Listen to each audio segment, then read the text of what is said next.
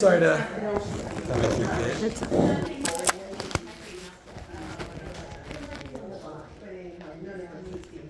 Okay, welcome. Such a nice crowd. We are beginning Shemona Esrei, which is so exciting. We're starting at the exciting opportunity that we have for Shemona Esrei.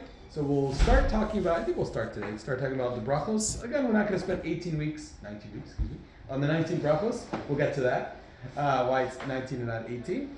And ultimately, we'll spend a little bit of time, we'll probably break up a few brachos a day, something like that. Nothing too crazy. Of course, they each deserve their own shiur, but for the sake of moving along, we'll do just that. First of all, I want to thank the Golds. There we are.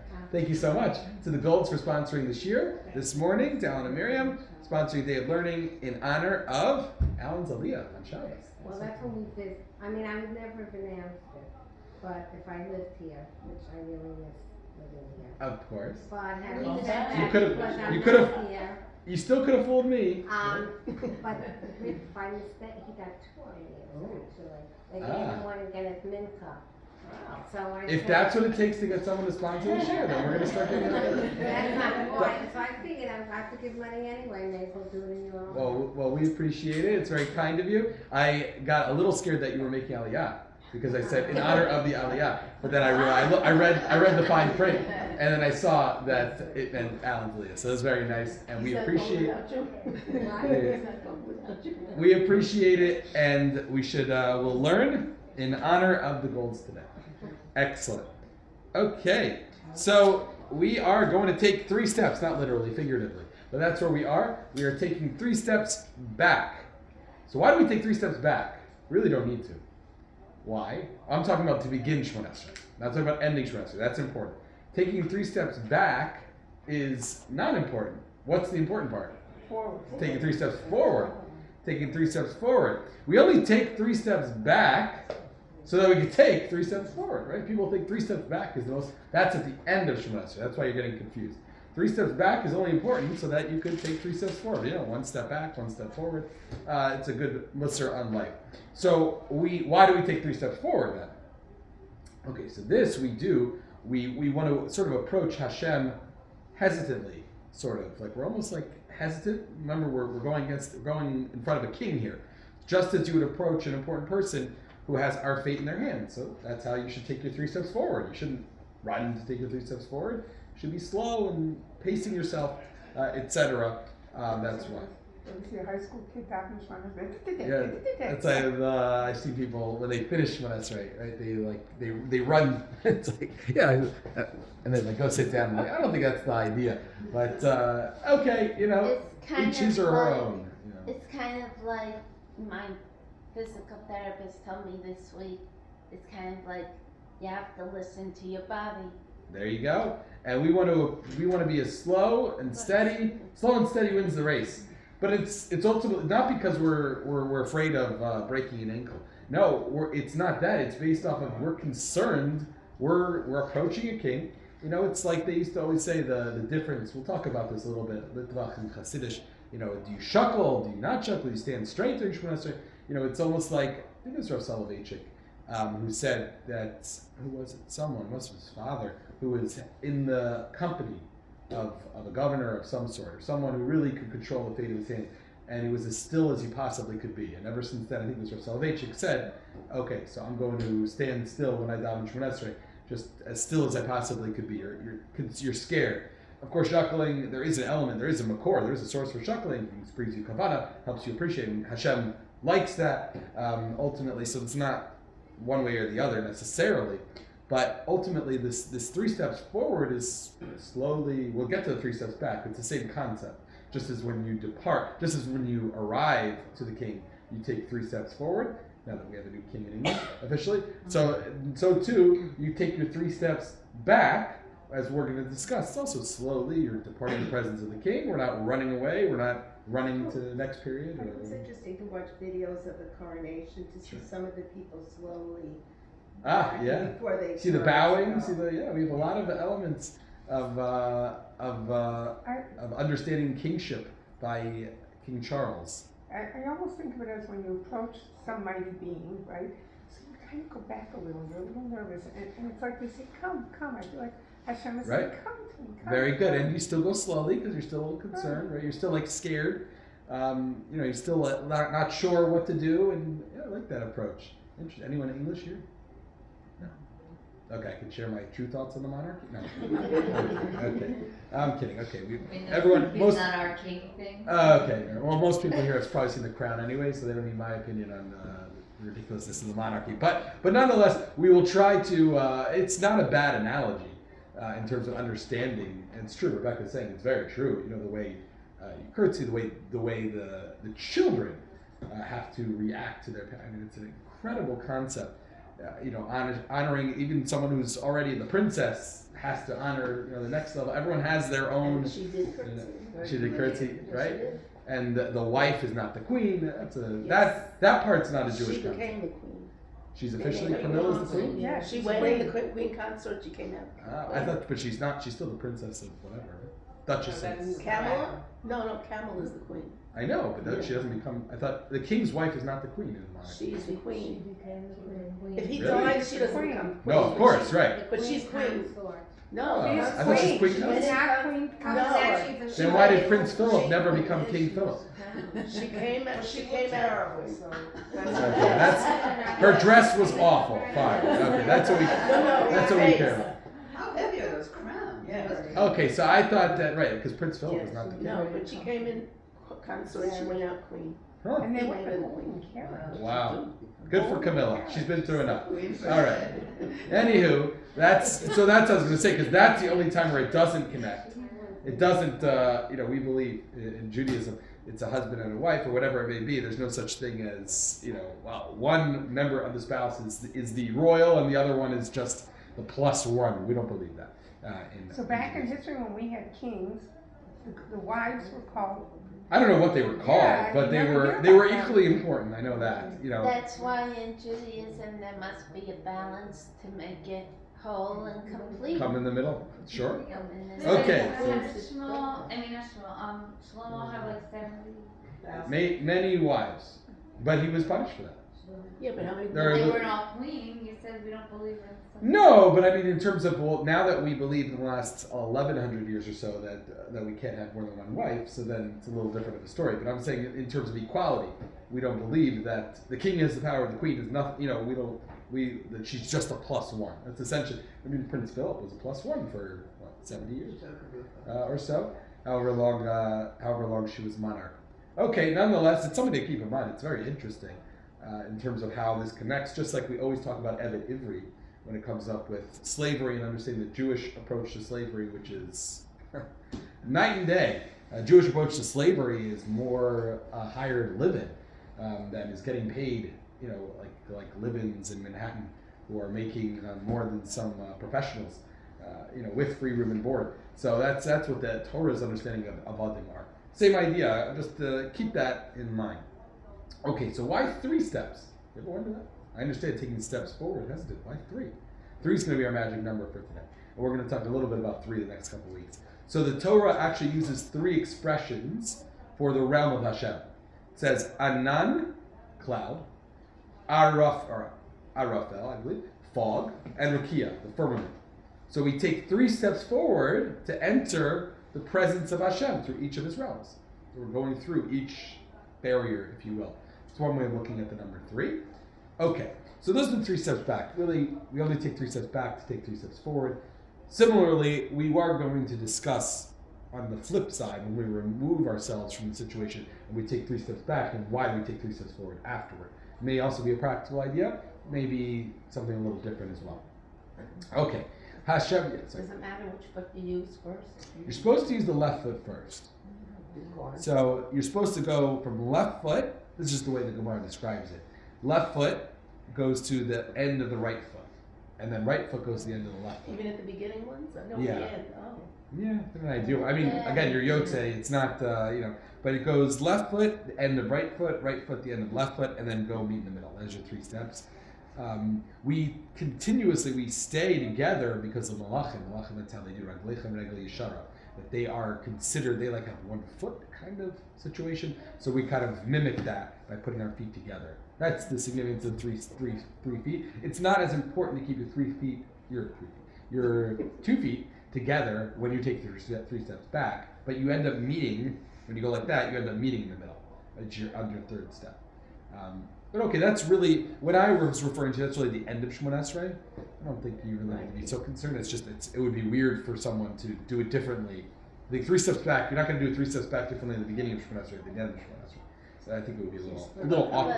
Right, left, right, or does Sorry? when you come back? Like left, Yeah, right, it goes, yeah. you're together, and then you go left, it goes to the bottom of the right heel, and then the right goes to the bottom of the left heel, and then you meet in the middle. That's And when it. you come back? Yeah, you could do that. Some people do that. I don't think it's as good. Some people, I think I do that by fall. I don't even know if I realize. But there's some people who are righties who are not lefties. Good question. And some people who, for whatever reason, can't use their left foot. That's fine. You're okay. Don't worry. This is just this is only if someone, we're not pressuring anyone to use a foot they cannot use. Trust me. It's very hard to take 3 steps back. I found out the hard way with crutches. Yeah, so it's okay. Hashem listens to all tefillos, and you're in the clear. Trust me. I promise you that. So that's why the number 3. I thought that was interesting. Okay, now, before we start Shemona Esrei, before we start the first bracha, Hashem Sfasai. Very important. Hashem Sfasai Tiktach Lo Tiyagid Lasecha. So Shemona Esrei does not begin with Baruch Atah. You'd think it would. Rather, it begins with Hashem Sfasai. This was added by the rabbis of the Gemara, like a lot of things. It was added. The Gemara in Brachos says, Amar Rabbi Yochanan, Batchila Omer Hashem Sfasai. Rabbi Yochanan says, the beginning of Shemona Esrei, you say Hashem Sfasai. Ulabsof Omer Yiraton Emrepi. And at the end of Shemona Esrei, we'll get to that. There'll be a whole section on that, where we end with Yiraton Emrepi. It's a very similar idea to starting with Hashem Sfasai. Right? So since Hashem Sfasai is part of Shemona Esrei, the Chazan should say it out loud. You will see, one of my pet peeves, you will see that that some places they don't say it out loud, but at Rav Soloveitchik held it should be said out loud. It's part of Shemona Esrei. It's sort of like an introduction to it. No. I think most Chazanim do, or they don't yell it like you hear it, but they do say. I know people who don't even like whisper it. I can hear it. That's good enough for me because I'm right there. But you may not be able to hear it because they're still not sure if they should say it out loud. So they say it, but they say it audibly. Or it's like Hanani, like. Sorry, they don't have to yell it. Okay, very good. Could be like Hanani as well. Similar idea. It's actually an interesting comparison because it's sort of like introducing Shemona Esrei. I like that. I never thought of it that way. So where does Hashem Sfasai come from? It comes from Tehillim, like a lot of things that were added by the rabbis of the Gemara. It comes from Tehillim. It's in Nun Aleph, Pasuk Yud Zayin, Tehillim, where David HaMelech asks Hashem for Mechila, for which chet, which sin? Most of Tehillim is about this. Bathsheba. Right? So it's a sin with Bathsheba, and specifically, which sin of Bathsheba? Having her husband killed. Having Uriah killed, probably one of the most controversial stories of all time in all of Tanakh. Doesn't get enough attention. But David HaMelech having Uriah killed, essentially, putting him in the front lines where he know that he'd be killed, so he could live with Bathsheba. Okay. The Gemara absolves him of the sin and goes through the process as to what David HaMelech did, and according to many, that's why he wrote Sefer Tehillim, to do tshuva for that sin, for that very sin. Okay, Rabbeinu Yonah on the Rif in Brachos says that David, interestingly enough, could not bring a korban for his sin. In a perfect world, he would have brought a korban, which he explains in the next pasuk in Tehillim. Says, "Oh, I couldn't bring a korban to you, so I did this." So why? Because there's an interesting rule, and this is very good understanding of what we're doing when we ask Mechila and Shemona Esrei. We'll get to this for Salicha, for Salach, before we say Salach Lanu, because the sin was committed intentionally. Interestingly enough, so the sin was committed intentionally, so you cannot bring a korban for a sin that was committed intentionally, as we'll see throughout korbanos. So what can you do? You're stuck? No, tshuva. You need tshuva. Tshuva can absolve any sin within reason. For the most part, we'll see if there are any exceptions, but tshuva can absolve any sin. So the only thing David HaMelech could do is sincere tshuva, which is what he did. I'm sorry. Don't you get kares? Don't you get kar for it depends on the sin.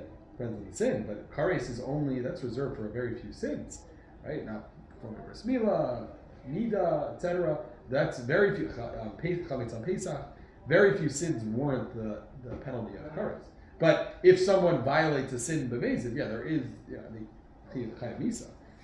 Could be kares is b'dei shemayim is upstairs, and like we're learning from Gemara Sanhedrin shiur, the rest are chayv misa. Someone violates Shabbos, with warning and everything. So that's not kares. That's chayv misa is based in.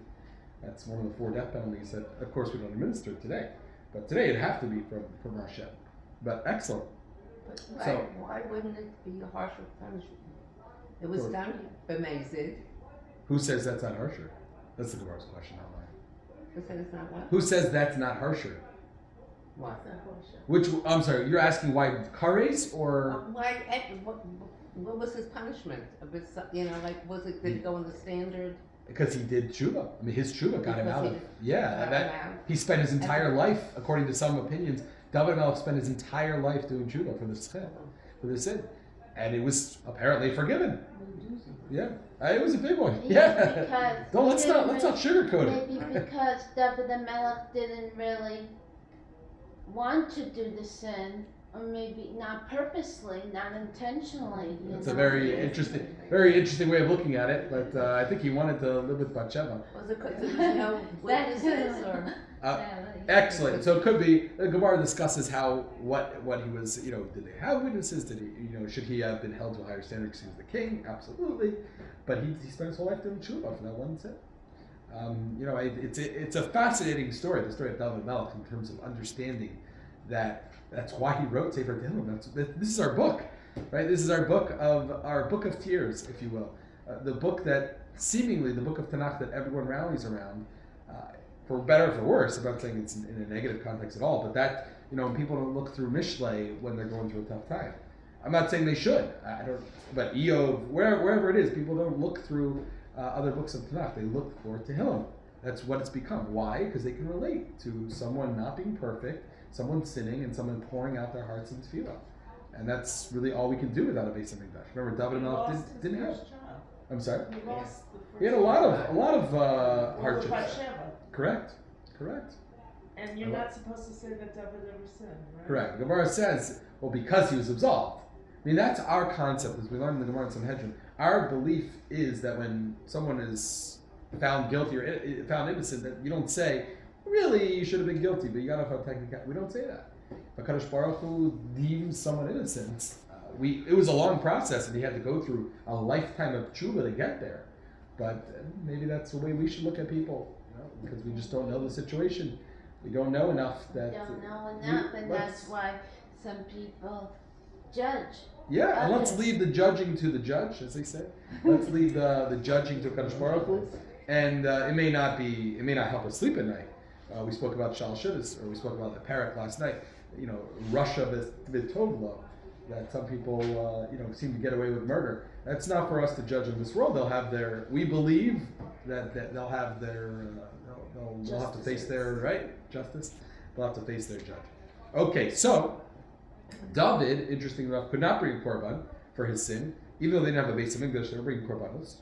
Then after the Beis HaMikdash, we can no longer bring korbanos. Interesting way, because our avos, for example, they're bringing korbanos left and right throughout Tanakh. They're bringing korbanos. They could bring korbanos. Noach's bringing korbanos. Avram's bringing korbanos. Everyone's bringing korbanos. It's only after you have the Beis HaMikdash, the time of Shlomo Melech, then the Beis HaMikdash is destroyed. Can't bring korbanos. Right? So that's why we can't bring korbanos anymore. It doesn't, even if you wanted to, it doesn't work. Don't do it. Please don't. I know people like to think that this is how I can get close to Hashem. Not that of you thought that also. Didn't end up well for them. Okay, but nonetheless, so the rule is you can't bring a korban for an intentional sin. The only thing you could do is sincere tshuva. So too, we begin Shmona Esrei saying we too cannot bring korbanos for our sins. Just like David Melech. We can't bring korbanos. In a perfect world, we commit a sin, we bring korban. Not so simple. There's still a whole process with it. It's supposed to bring us to a point of humility, to acknowledge our shortcomings, etc. But just like David Melech couldn't bring a korban, so too we can't bring a korban. So what do? So our sincere tefillos, our sincere tshuva should take its place. Just like David Melech says in Tehillim, I can't bring a korban, so this is what I'm going to do. That's what we say by right? Hashem Tzri B'Goli. That we're saying, or in this case, Hashem excuse me, that we say we can't bring a korban, just like David Melech says, I can't bring a korban. So here's what I got. This is what we got. This is what we're gonna offer: sincere tefilah, sincere tshuva in its place. As Rabbeinu Yonah writes, "Achshav gam kein she'in lanu beis hamikdash." We don't have a beis hamikdash today. Ve'ein anachnu makrivim korbanos. We can't bring korbanos. Anu omrim osa inish tefilasa v'kubelas v'rituy makom zelach korban. The only thing we can say is we start our Shemona Esrei by saying, "Here's what we got. This is what we have for you, Hashem. This is what we can possibly offer b'makom zelach v'korban, place of a korban." That's what Hashem's is. It's us saying we don't have korbanos. This is what we have. We hope that it's enough. That's an important way of starting our Shemona. Okay, let's start the first bracha. First bracha is for the avos. The avos. Okay, our patriarchs, as we'll see. First things first, we know that we begin the bracha with a bow. We bow at the beginning and at the end of the first bracha. And there's only one other bracha where we bow at the beginning and the end. Anyone know which one it is? Beginning and the end. Modim, much later in Shemona Esrei. As when one would approach the king, so getting back to last night, when one would approach the king for a favor, so you curtsy, you bow. I don't know, the women curtsy, the men bow. Is that what it is? I don't think the women don't bow, right? No, they curtsy. They curtsy, right? That's disrespectful to womanhood to bow. Okay, so I'm not sure that's for whatever it may be. That so when one would approach the king to ask for a favor, so he or she would bow or curtsy when they come into the king's presence, so, as well as when leaving the king. So we bow at the beginning of Shemona Esrei because we're arriving in the presence of God, the king, and after we finish asking for our personal requests, as we'll get to, then we bow. That's what modim is. Modim is the end of the bakasha. It's the beginning of giving thanks. So that's like almost the end of what we'll explain is part 2 of Shemona Esrei. It's 3 parts. So once we finish, before we start part 1, when we come into his presence, and then after we finish part 2, when we're about to leave, so to speak, we're about to leave the personal request aspects of it. That's when we bow.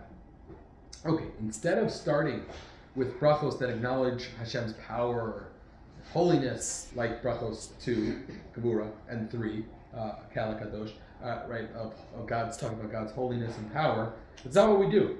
We start Shemona Esrei, interestingly enough, with the bracha about our avot. Which is kind of interesting if you think about it. It's not the way you would approach a mortal king, I don't think. You wouldn't go to a king and start talking about, maybe they would, I don't know, King George, King Henry, your ancestors were so wonderful and so, good to us, so generous. I don't think that's the way you do it. You first start with thanking or with praising, etc., like we do. But yet we start with the bracha of our avos.